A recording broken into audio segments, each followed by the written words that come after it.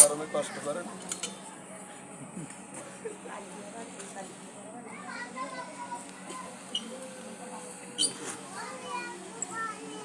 বললাম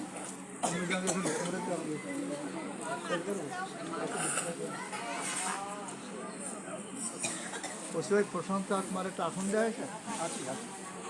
ওর একটা আসন কই নির্মল, ওর একটা আসন তো আছি না না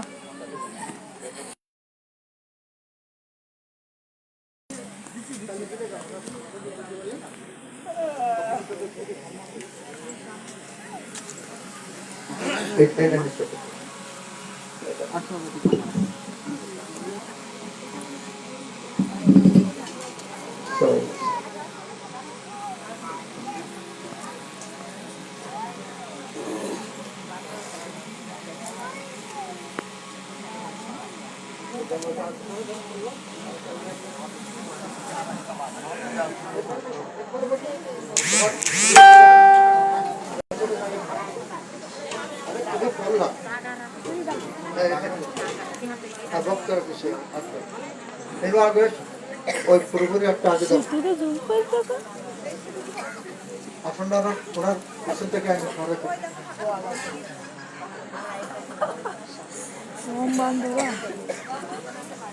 আপনি আসনটাই বসুন প্রভু মেরে ফেলবেন আমার একটা শেয়ার কর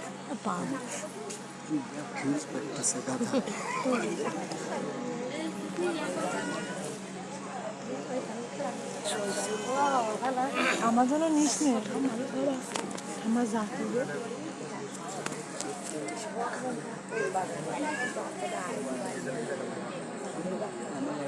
আমারটা শেয়ার করে ভাই, সবাই করার দরকার কি? তাহলে আমারটা বন্ধ করে দিই।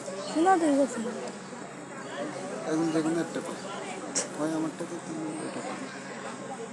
ওটা একটু দুজন দেখে এলে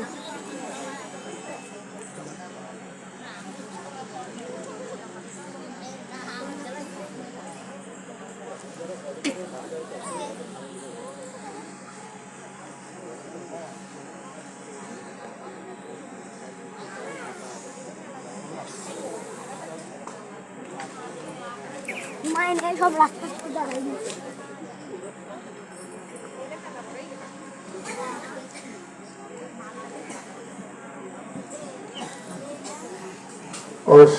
প্রসাদ ভগবত প্রসাদ অশ্বগতি পুতরতি গণস্থ অশ স্ত্রী সন্ধান বন্দে গুরু শ্রী শরণারবিন্দ সংসার দাবনলো লীলকৌতম কারুণ্য খান খানোত্তম প্রাপ্তস্য কল্যাণ গুণার নবস্য বন্দে গুরু শ্রী চরণারবিন্দ গুরুবে গৌরচন্দ্রায় রাধিকায় স্থিতদলায় কৃষ্ণ কৃষ্ণ ভক্তায় তদ্ভক্তায় নমঃ শ্রীকৃষ্ণ চৈতন্য প্রভু নিত্যানন্দ শ্রী অদ্বৈত গদাধর শ্রীবাসদী গৌর ভক্তবৃন্দ। হরে কৃষ্ণ কৃষ্ণ কৃষ্ণ হরে হরে হরে রাম রাম রাম হরে হরে। বঞ্চাকল্পতরুভ্যশ্চ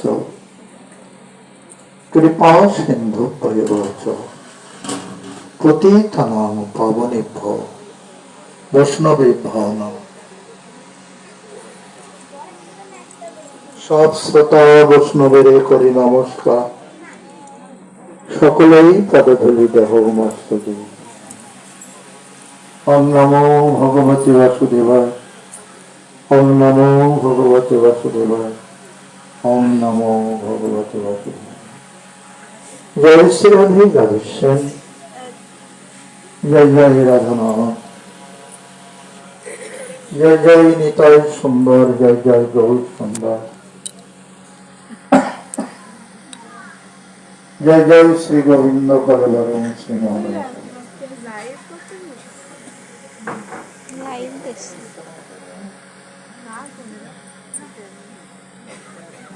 আয়োজিত এই পরম পবিত্র বৈষ্ণব ধামে রাধা গোবিন্দ ভাইটি রাধা গোবিন্দ মন্দির, রাধা গোবিন্দ মন্দির প্রাঙ্গণে আয়োজন হয়েছেন ব্রজবধূ দামোদর ব্রত পালন করার অন্তিম লগ্নে অপ্রাকৃত ভগবানের লীলাকথা অমৃত মাধুর্য নিগম কল্পতরুর গলিত ফলম সুখমুখ উদ্গীত অমৃত রত্ন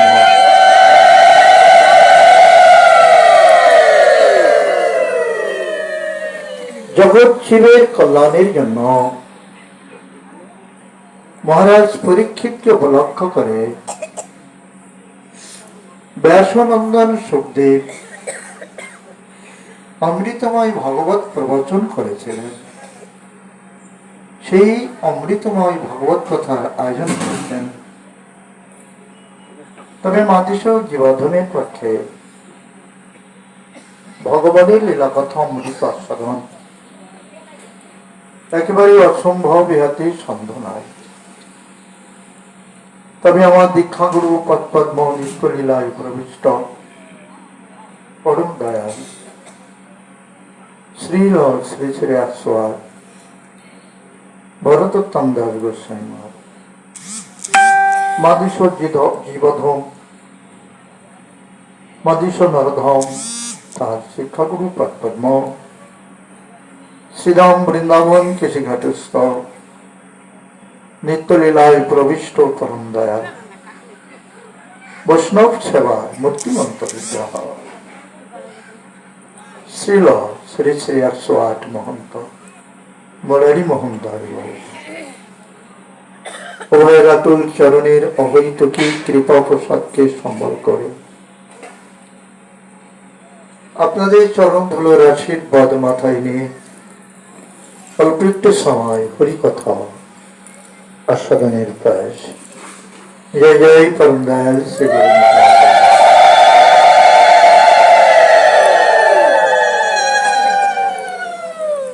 শ্রীমদ ভগবত গীতা অত্যন্ত গভীরতম শ্লোকে তাৎপর্য করেছেন। অর্জুনকে বলেছিলেন ভগবান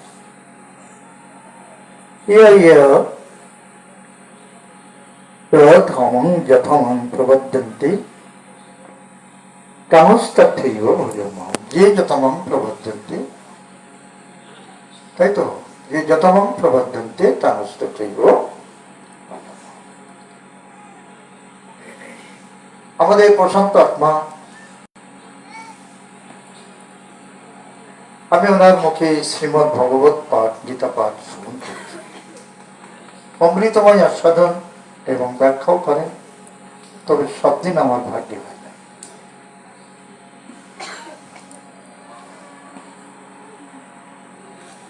অর্থাৎ একটু খেয়াল করে শোনেন, যে যতমন প্রবর্তন্তি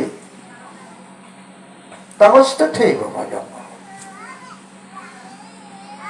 তুমি যদি এই জগতে এসেছ,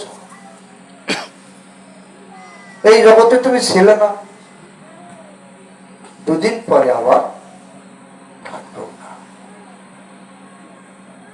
কিন্তু তোমার যে আসা যাও কি জন্য, এটা তোমাকে জানতে হলে সদ্গুরুর শরণ আশ্রিত হতে হবে।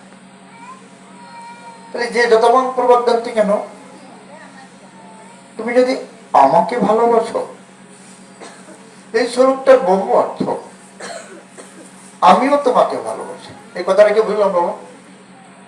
আমরা কিন্তু প্রত্যেকের ভালোবাসি, কিন্তু এখানে মহাজন একটা ব্যাখ্যা দিয়েছেন, তুমি যদি টাকাকে ভালোবাসো আচ্ছা মা, তোমরা বলো, টাকাকে আমরা কে ভালো না বাসি? আমি তো ভালোবাসি। এখানে বলছে মহাজন, তুমি যদি টাকাকে ভালোবাসো, টাকা তোমাকে কোনোদিন ভালোবাসে না, বাসে না। 10, 15, 20 লক্ষ টাকা দিয়ে তুমি একটা প্রাইভেট কিনলে, একটা লোক সবসময় তার পাশে রেখে দিয়েছো যেন গাড়িতে কোনো ময়লা নোংরা না করে, এত ভালোবাসো। কিন্তু গাড়িটা তোমাকে ভালোবাসে না। সুন্দর একটা বাড়ি করেছো, বাড়িটাও তোমাকে ভালোবাসে না, তুমি ভালোবাসো। এই ভালোবাসাটা নিষ্ফল। কিন্তু তুমি যদি আমাকে ভালোবাসো, আমিও তোমাকে ভালোবাসি। আরে বেটা, আমি তোমাকে ভালোবাসবো কেন? ভালোবাসবো কি, আমি তো ভালোবেসেই আছি। চিরদিন তুমি আমার ছিলে, আসো। প্রশান্ত আত্মার সামনে গীতা পাঠ করা খুবই কষ্টদায়ক ব্যাপার। তারপর উনি আমাকে ভালোবাসেন। আমার ভুল হলে ওনার চরণে আমার নিবেদন, আমার ভুলটা যেন দিতে পারে। কারণ এখানে শুধু আমার গুরু মহারাজ বলেছেন যে বাবা, ছোট না হলে কেউ ভগবত তাৎপর্য লাভ করতে পারে না। তুমি মনে করি এই জগৎ তুমি একমাত্র নিকৃষ্ট, আর সকলেই উত্তমের আসনে।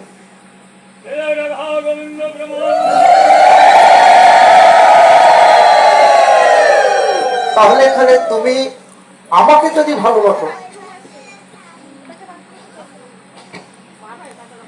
এক কথাই আমি তোমাকে ভালো। আর ভালোবাসবো কি, আমি তো তোমাকে ভালোবেসেই আছি। মাময়ী যে প্রবর্তন্তে মা কি বলো, যে তরন্তে আমি। আর এই যে মায়া, এগুলো সব মায়ার বস্তু, সবই মায়া, আমার না। যে বস্তু আজ আছে কাল থাকবে না, সেটা মায়া। আচ্ছা জি, তোমরা তো সুন্দরকে ভালোবাসো, সুন্দর দেখতে ইচ্ছা করে, ও মেয়েটা কত সুন্দর। আচ্ছা ভাই, তোমার একটা ছেলে বিয়ে দেবে, সব থেকে একটা সুন্দরী মেয়ের দরকার। আবার মেয়ের বাবাটা সুন্দর ছেলে করে। এই যে দেখে শুনে খুব সুন্দর ছেলে আর সুন্দর মেয়ে দেখে বিবাহ হইল, আচ্ছা এই সুন্দর কয়েকদিন থাকবে? আবহমান কাল পর্যন্ত থাকবে? এমন একদিন আসবে তারা এই দেখতেও ইচ্ছা করবে না। তাহলে তোমরা দেখেছো ঠিক, দেখেছো ঠিক যে সুন্দর দেখতে হয়, কথাটা শুনেছ। ভাগবত বলছেন, চৈতন্য ভাগবত বলছেন, চৈতন্য চরিতামৃত বলছেন, সুন্দর যদি দেখতে হয় তাহলে অজনের অমৃত বাবু আমার গৌর সুন্দরকে দর্শন করে। সুন্দর কান্তি যে রূপ দর্শন করলে অনাদিকালের পাপ তাপ সব মুক্ত হয়ে গৌর গোবিন্দের শ্রীপাদ পদ্ম লাভ করা যায়। সেই সুন্দর, তিনি সুন্দর ছিলেন, সুন্দর আছেন এবং সুন্দর। সুন্দরকে আমরা খুঁজি, সুন্দরকে দেখি, আর যেটা সুন্দর কাল সেটা অসুন্দর, দেখতে করে। এই জন্য কবিরাজ গোস্বামীর কলম, চৈতন্য ভাগবতের কলম, বৃন্দাবন দাসের কলম বলেছেন, এই সুন্দর যদি দেখতে হয় আমার গৌর সুন্দরকে দেখো। আর গৌর সুন্দর ছাড়া এই জগতে আর কোন সুন্দর নেই। আর একটা সুন্দর আছে, সাধুগুরু বৈষ্ণব শ্রীগুরু পদ্ম জীবেরও নিস্তার লাগি নন্দসত হরি ভুবন প্রকাশ হলেন। বাইরে একটা পথ করেছে, ভজ হরে মন শ্রীনন্দের নন্দন অভরে চরণারো। তুমি সারা এতটা রাত করে বাড়ি আসলে, বউটার স্বামীকে বকা দিচ্ছে, আমি একা একা বাস থাকতে পারি না, রাত অন্ধকার, কি ভয়, বাপরে বাপ। বাইরে গান করেছেন ভজনটাকে, ভজ হয়ে রে মন শ্রীনন্দের নন্দন অভয় শরণার। একা একা থাকতে পারি না, তুমি একটা সময় বাড়িতে আসলে স্বামীটাকে বকা দিচ্ছি, ছোট্ট একটা বাচ্চাকে, আর কখন এত রাত করবো না, আমার ভয় করে। কথাটা কেন বলছি? ভাইটি গানটা করে বলছেন, পথটা কি অভয় শরণার। না আর এতটা রাত করবো না, সুন্দর সুন্দর এবার বাজার থেকে যাবো। তোমাকে পেয়ে আমার খুব আনন্দ হলো, ভয়টা চলে গেল। রাত 2 ঘন্টা পরে স্ট্রোক করে স্বামীটা স্ত্রীর কোলেই মারা গেল। আচ্ছা এবার সাহসটা কতটা হলো বলো? আগে যে ভয়টা ছিল তার থেকে ভয় একটু কমলো। তাড়াতাড়ি লোকজন ডেকে বলছে তাড়াতাড়ি বের করা, বলে এটা অভয় না, এটা অভয় না। যদি অভয় শরণ পেতে হয় তাহলে আমার প্রাণ ধরে গৌর গোবিন্দের সেই অভয়।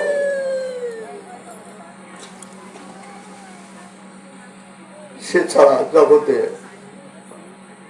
আর কেউ। লাস্টের পথটা করেছেন, কমল দল জল জীবন টলমল।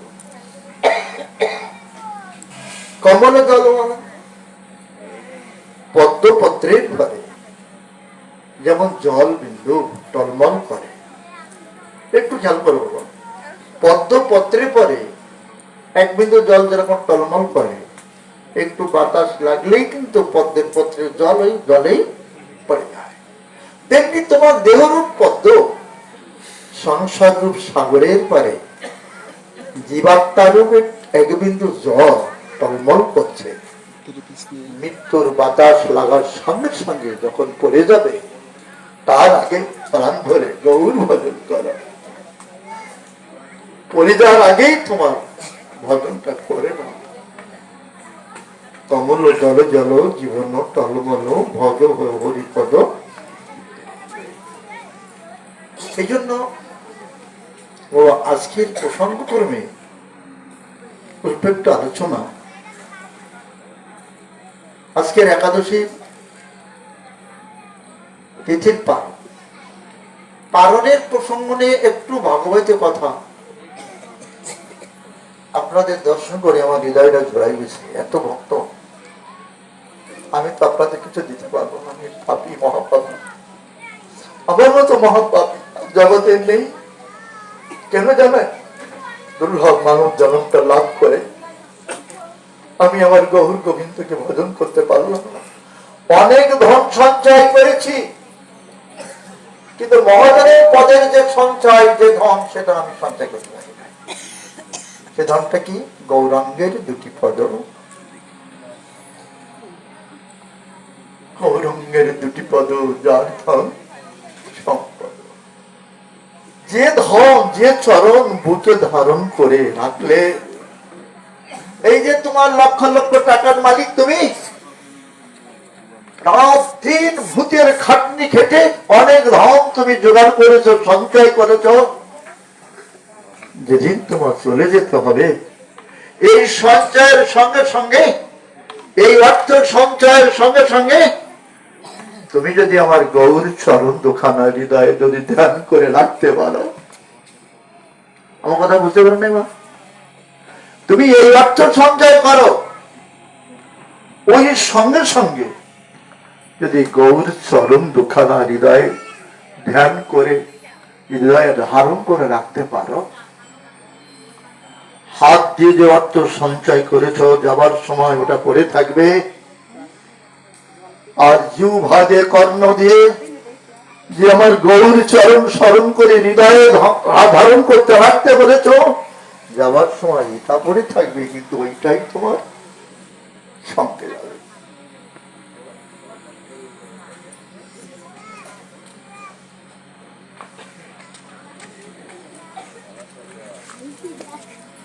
আজকের একাদশী তিথির পালন, এই যে পালন আপনারা অনেকে করেছেন, হয়তো নিয়ম সভার ব্রত অনেকে করেছেন, করতে পারেন নাই,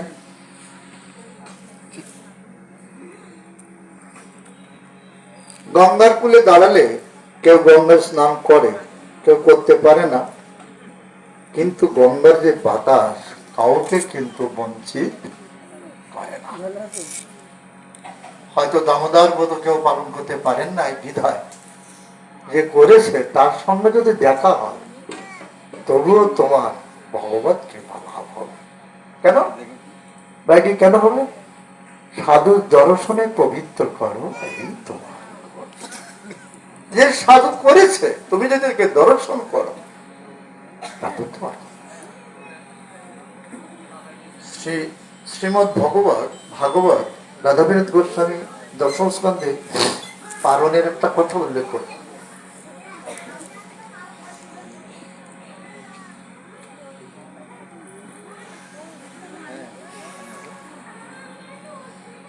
মহারাজ পরীক্ষিতকে শোনাচ্ছেন, কর্ণমুনি নাম করে একজন মুনি ছিলেন। কি নাম বললাম? মনের নাম কর্ণ না, কিন্তু কর্ণ,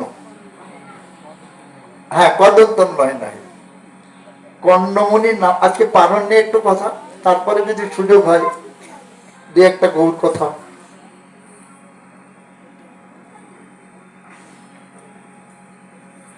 কর্ণমুনি নাম করে এক মুনি ছিলেন, বিভিন্ন তীর্থ পর্যটন করতেন, বৃন্দাবন, মথুরা, দ্বারকা, সব তীর্থ পর্যটন করে উনি সর্বশেষ বৃন্দাবনে আসতেন। আর একাদশীর পারণের দিন কর্ণমুনি নন্দলায় যেতেন, যে মা যশোদাকে বলতেন, মা রে আজকে পারণের দিন আসলাম তোর বাড়িতে, আমি একটু পালন করবো একাদশী পালন। যশোদা খুব আদর করে যত্ন করে মনির চরণ ধৌত করে সেবা করতেন, নন্দরাজাকে দিতেন। কারণ মনি পর ব্রাহ্মণ, তারপরেও অলকা তিলকা কণ্ঠে মালা, বহির্বর চৈতন্য। মুনিকে দর্শন করে মা যশোদা নন্দ অত্যন্ত প্রীত হতেন। স্বর্ণ ফিঙ্গারে জল নিয়েছে, বাবা নন্দ চরণ ধৌত করে যশোদাও খেতেন। মা বাবা নন্দরাও। কিন্তু এই পালনের জন্য কর্ণমুনি প্রতি বছর ওই নন্দলাই আসতেন। কিন্তু আজকে তো সেই পালনের আজকে কিন্তু উনি এইদিকে লক্ষ্য করেন, ওদিকে ঝাড়খণ্ডা যা বাজে বাজে। এই যে সাধুমুখে হরিকথা অনন্ত দাস বাবাজির লেখা, এখানে লিখেছে যে ভাগবত কথা যদি তুমি শ্রবণ করার ইচ্ছা করো, এই যে গ্রন্থ, আমি যখন ওর গ্রন্থগুলো কিনেছি তখন ওনার 60 খন্ড 8 খন্ড, এখন 10 খন্ড পর্যন্ত বোধহয় বেরিয়েছে মনে হয়। ভাগবতের সব নির্যাস গুলো ওখানে দিয়েছেন। একজন রাস্তা দিয়ে যাচ্ছে, বলছে বাবা এত সুন্দর পাঠ শুনে আসলো, শুনি যে ভাগবত হয় নাকি, তার দিকে কোনো যাইনি, কালকে যখন তুমি বলছো তাহলে আমি শুনতে, কালকে শোনার একটা মন করেছে যে কালকে আমি হরি কথা শুনতে যাব, সপ্তাহ ভাগবত হয়, আমি যাব। তখন বলছে ঠিক আছে বাবা তাহলে তুমি যাবো। কিন্তু যার কাছে শুনলো সে কিন্তু ভাগবত শ্রবণ করতে আসলো, আর যে সংকল্প করেছে যাবো কালকে, উনি সাংসারিক কোন বিষয়ে বন্ধনে আবদ্ধ হয়ে উনি আসতে পারবেন না। ভগবান এখানে বলেছেন যে ভাগবত শ্রবণ করতে এসেছে তারও যে ফল, আর যে আমার কথা শুনবো বলে সংকল্প করেছে আসতে পারি না, সে যখনই সংকল্প করেছে তখনই আমি তার হৃদয় মধ্যে আমি গোবিন্দ অবরুদ্ধ হয়ে গেছি। আমি সেই সময় তার ভিতর অবরুদ্ধ হয়ে গেছি, রুদ্ধ না অবরুদ্ধ, বেরোনোর কোনো কায়দা নেই। কেন অবরুদ্ধ হয়ে গেলাম? যেটা সে আমার কথা শুনতে চেয়েছে, আমি তার হৃদয়ের ভিতরে অবরুদ্ধ হয়ে গেছি। যেদিন তার শেষের দিন আসবে, তার সঙ্গে কেউ যাবে না, আমি তার সঙ্গে। আচ্ছা বাবা, তুমি যেখানে যাচ্ছ, তার বাড়ি যাচ্ছ, তার বাড়ি তো তুমি চেনো না, কিন্তু সে যদি তোমার সঙ্গে থাকে, আর কার বাড়ি জিজ্ঞা করতে হবে? বলে আর কার বাড়ি জিজ্ঞা করতে হবে? যেন যাই যাবো কার বাড়ি, সে বাড়িটা কোথায় জিজ্ঞা করতে হবে না। ওই সঙ্গে সঙ্গে আমি তার হৃদয় অবরুদ্ধ হয়ে থাকি। তাহলে শ্রবণ করার সংকল্প গুলো যদি এই হয়, আর শ্রবণ করলে কোনো কথা নাই, সেই হই কথা। কোন মনের কথা বলছিলাম মা? বাবা পারবেন না, হ্যাঁ? মারা বলতে পারবে না, তাই মারা তো শুনেছে, শুধু আমি একটু জিজ্ঞাসা করছি, মা তোমরা শুনেছো কেন? কর্ণ না, কিন্তু কর্ণ, কর্ণ নয়। দেখো আজকে সেই পালনের দিন, কর্ণমণির সারাটা রাত ব্রজবাসে গিয়েছিলেন। মনে মনে সংকল্প করবেন যে আমি সকালেই স্নান করে আহ্নিক করে আমি যশোদাবাই যাব, যশোদার গিরে গিয়ে আমি পালনটা সারব।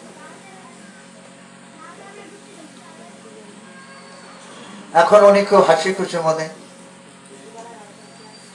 নন্দ বাবার আশ্রমে ঢুকেছেন। রাধে রাধে মা, গিরে আছিস? হ্যাঁ। ও মনি বাবা এসেছেন।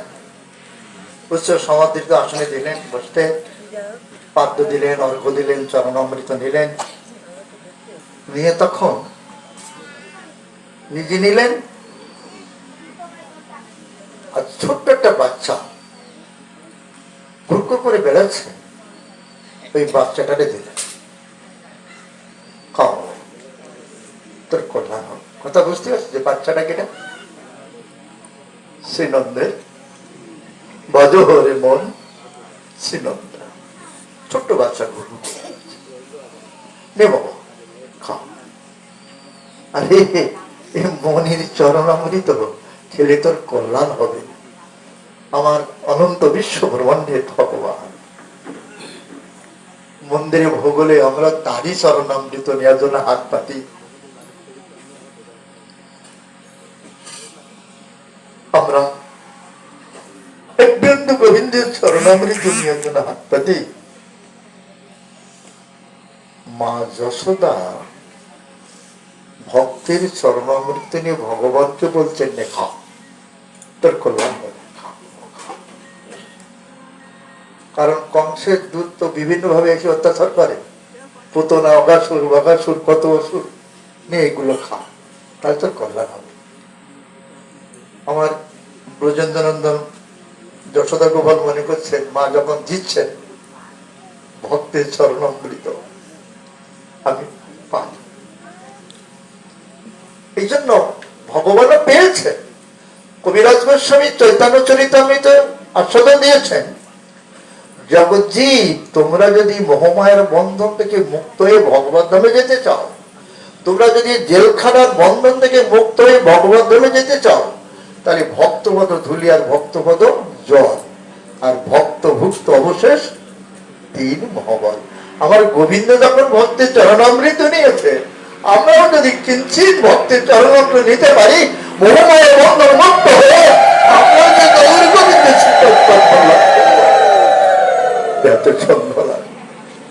বদনটা বেদন করে দিলেন, মা যশোদা দিচ্ছেন, ঢোক ঢোক করে খেয়ে দিচ্ছেন।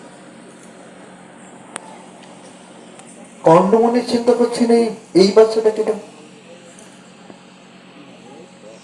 তখন বলছে যশোদা এই বাচ্চাটা কেটা? তো এখন উনি এই গৃহে আসছেন, কোনো ছেলে পেলে নেই তো, নন্দ যশোদার কোনো ছেলে মেয়ে নেই। চিন্তা করলেন এখন তো পবিত্র থাকেন সবসময়, যাদের বাচ্চা কাচ্চা হয় তাদের অঙ্গর বাড়ি ঘর সব অপবিত্র, বাচ্চারা ঘন ঘন প্রস্রাব করে। আবার একটু ধীরে লক্ষ্য করে বলছেন যে মানে ওইখানে ওই উঠোনটা ওই জায়গায় ভিজে, ওই জায়গায় ভিজে কেন এরকম একটু একটু করে। বাবা আপনার আশীর্বাদে একটা পুত্র সন্তান হয়েছে, গৃহদেবতা নারায়ণ কৃপা করে আপনার আশীর্বাদে একটা পুত্র সন্তান হয়েছে। কর্ণমণি একদম গলাটালা আটকে গেছে, একেবারে সর্বনাশ।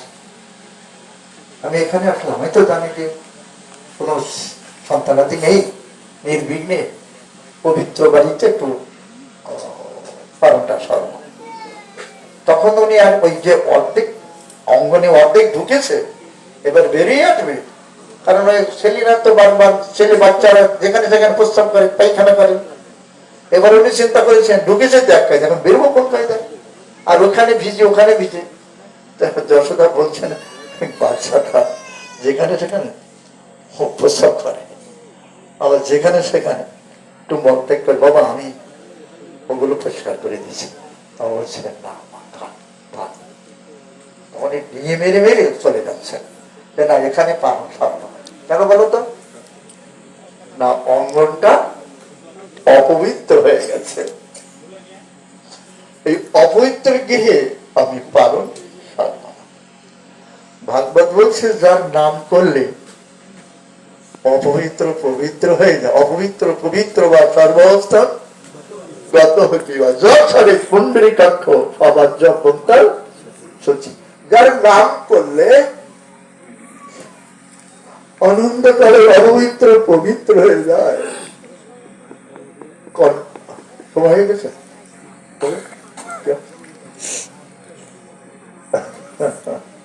সময় হবে কত? তাহলে ওটা ধুয়ে দাও, ভোরবেলা একটা চিন্তা ধুয়ে দাও। আর যখন সময় হয়ে যায়, আর একটা কথা মনে রাখবো, আচরণটা দেখেও তো শিখতে হয়। যদি কোনো অনুষ্ঠানে যাও, পাঠে বসো কিংবা পাঠ শ্রবণ করতে বসো, এরকম মহাত্মা যদি তোমার সামনে থাকে, তাহলে মহাত্মার আগে বসবা না, মহাত্মার পিছনে বসবা, তার উচ্চ সমান্তরিত আসন দিয়ে তাকে বসতে দেবা। তা নাহলে কিন্তু কৃষ্ণ প্রেম দাঁড়াবে